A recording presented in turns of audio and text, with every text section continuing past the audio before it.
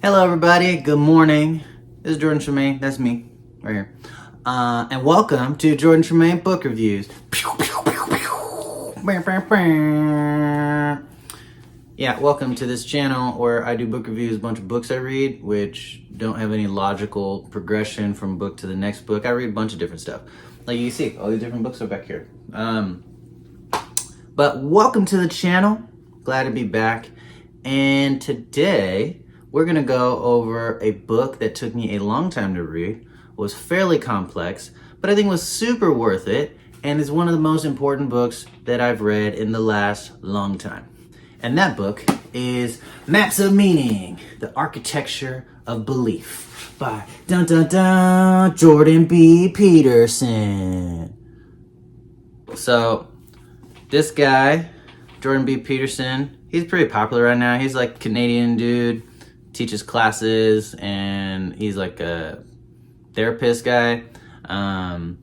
And he wrote some other books like 12 Rules for Life and 12 More Rules for Life that got really popular. Those books are more recent. This is an older book that he wrote when he was like going to school, so a long time ago. And this is like a textbook. Not only is it thick, look at that. That's like thicker than my thumb. And it's big, like it's, I don't know, like that much by that much. So it's a pretty large book. It also has a bunch of words in it. I mean, there's a lot of words. For like hundreds of pages. Let's see, it's like 400 pages. But there are some pictures. See, there's a diagram there. There's some pretty cool like historical artworks in here. If I could find one, I'll show you. But I really enjoyed this book. Here's one picture.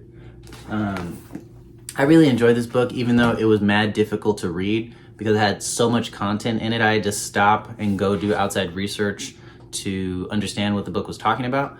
But it's more like a textbook, so I expected that sort of thing. And the content inside it, I think, was super duper worth it. So let's dive into it. All right, so the book is called Maps of Meaning, and the subtitle is called The Architecture of Belief. And that, I think, kind of sums it up once you've read the book. But before, you're like, what does that mean? But I think what the author was trying to get at was that belief is something that's built. It's architected. It's designed.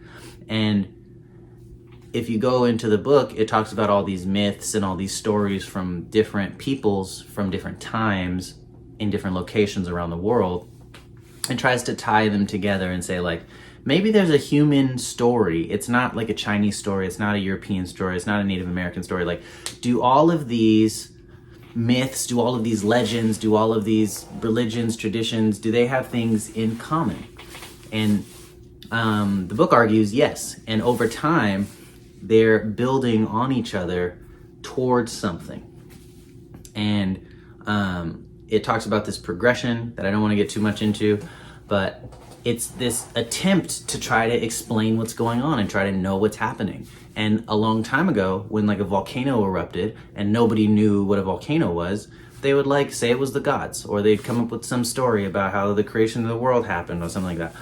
And they were trying to figure out what was going on. And maybe they didn't have the words for it. Maybe they didn't have the concepts for it. But as time moves on, we refine our concepts and we try to make better explanations, and human life or society progresses because of that. But it's interesting because the book is talking about kind of the process of going through this progression mentally, I guess, or on a societal level, and how it involves things that are very difficult because we're trying to explain things. We're trying to know what's going on. And once I have an explanation, I may get attached to it, even though, like I'm saying, oh, the volcano exploded, the gods are angry. I have an explanation, so I know what's going on. And to look closer and to update my information, or to change my mind, or to say, I didn't really know what I was talking about, maybe there's something different here, that involves me taking what I know, that it's the gods, and throwing that away and getting a new thing. But there's this time in between where I took the old thing out and I have nothing before I get and bring the new thing in. And that space in between where you have nothing, you could get trapped in because you may never find a better thing to think or believe, or it could be incredibly disorienting, uncomfortable, and difficult. And so it talks about this journey, this psychological journey of learning new things and kind of living in a state of tradition, living in a state of stability, and then stepping out of that into chaos, taking the stability out and living in this void, living in this chaos, this nothing, until you're able to reorganize and put something new there. And you have to do this in order to put something new, because if you don't, the old thing is still there and it's like it doesn't fit. You have to have that space. And so going through that space, that gap, that chaos, that darkness in order to get better, and doing it over and over to reiterate until you get to something better and better and better and better, is incredibly difficult. It's incredibly disorienting for a single person to do in their own mind for their own life. And then he talks about how that happens for entire societies. And that's way more difficult because everybody's in a different place. Their versions of the beliefs and the gods and the knowledge of the times are all slightly different. And trying to take an entire society's very dearly held idea and take it away and then put something else there is like ultra difficult. And that's why like a lot of wars are fought. That's why massacres happen. That's why all these like crazy things are going on, and all the different ways that this process can work out. Because ideally you have this person that he calls the hero, and the hero is the person that's able to destroy the old knowledge, survive the chaos, and then bring new knowledge. And ideally, the hero saves the day by bringing the new knowledge. And normally this whole thing needs to happen because the old knowledge stops working. But everybody's like, oh, but it's true. We've always done it that way. But it's not working. So the hero needs to come in and be like, no, that's not working, and find a new thing. But that can be very difficult. It can go wrong in a lot of ways, or different. It doesn't go ideally in every way. And it can turn into a lot of things like Nazi Germany or fascism or democracy or this, that, and the other thing.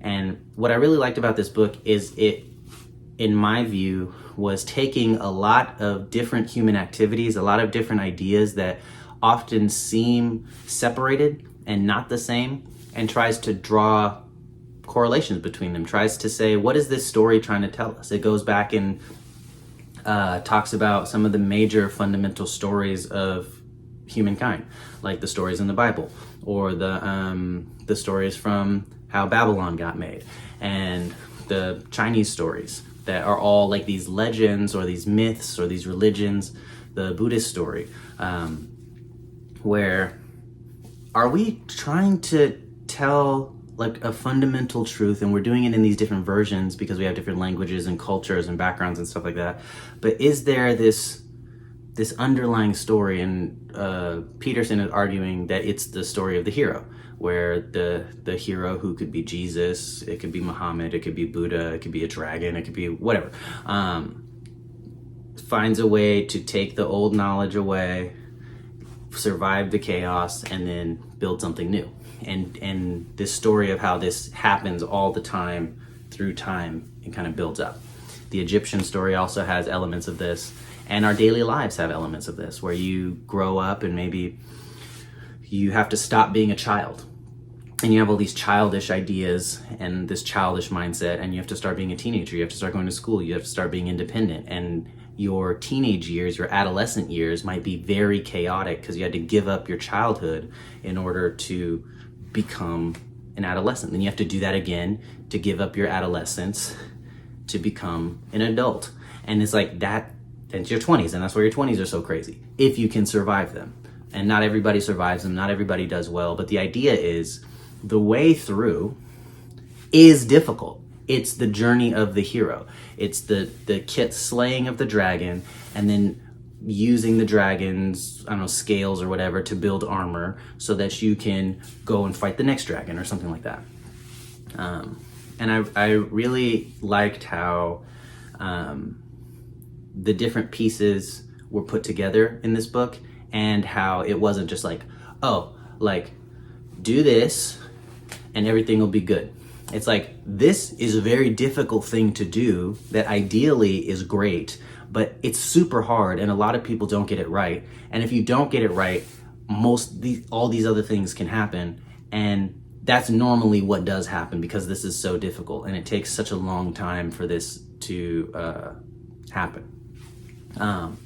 And one of the things that I thought was really interesting, and I think Jordan Peterson talks about this a lot in like popular culture, is this kind of journey is not something that you always decide to do. Like in a lot of the popular movies, like the hero is kind of forced into the position of hero. He doesn't want to be the hero, but he has to do it. And that's kind of alluding to like in life, like sometimes you want to stay a child. You don't want to be a teenager. You don't want to be an adult, but you're forced into it. You're growing. You can't just stay 8 years old forever.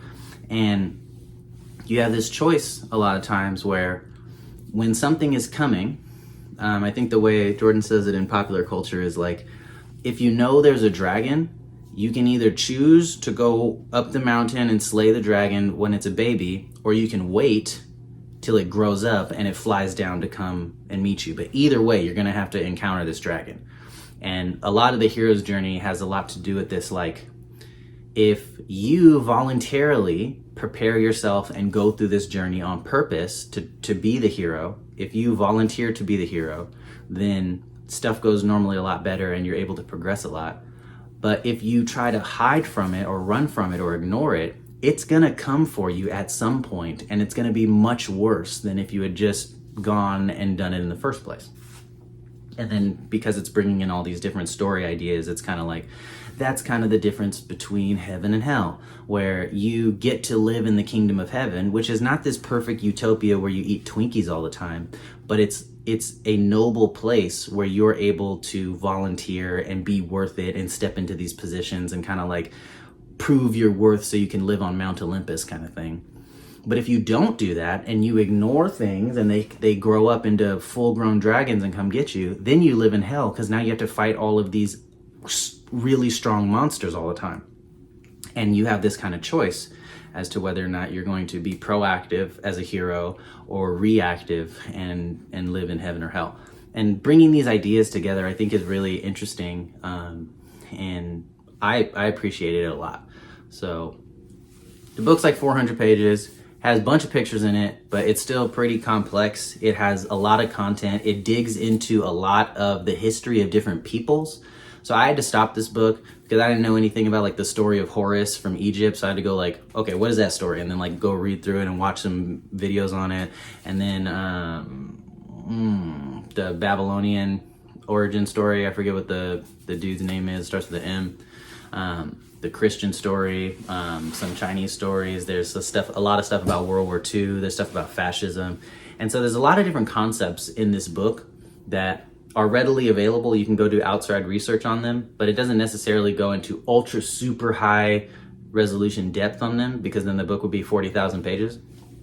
But there is a lot of concepts in here, and I did like that because it exposes you to a lot of things. There's a lot of references. Jordan Peterson does like an excellent job bibliography wise with pointing you to where he gets his different information. There's different quotes from different books and different philosophers.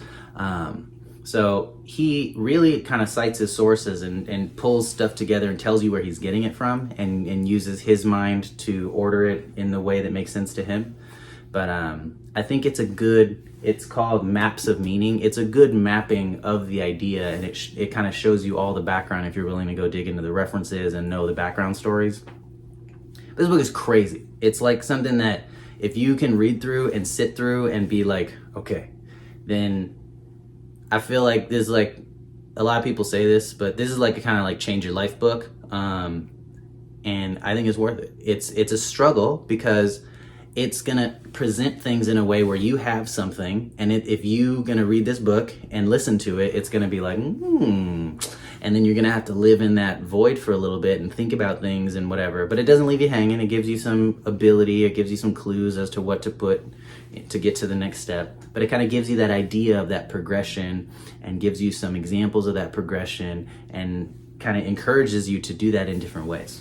So The book is Maps of Meaning, The Architecture of Belief by Jordan B. Peterson. Jordan B. Peterson is dope. I super respect that dude for all the stuff he does. He has a lot of good ideas.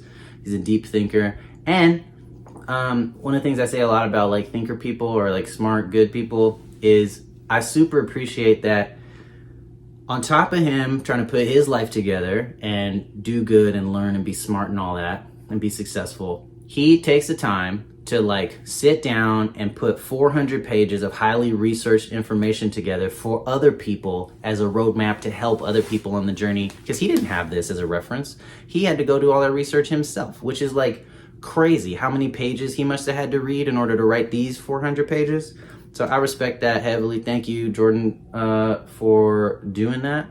This is a great book, and I appreciate you taking the time to write it and doing all your lectures and all that kind of stuff and the other 2 books you wrote. But yeah, I'm gonna stop talking. I highly recommend this book, even though it's very difficult. I highly recommend that you're in a good mental space when you read this book.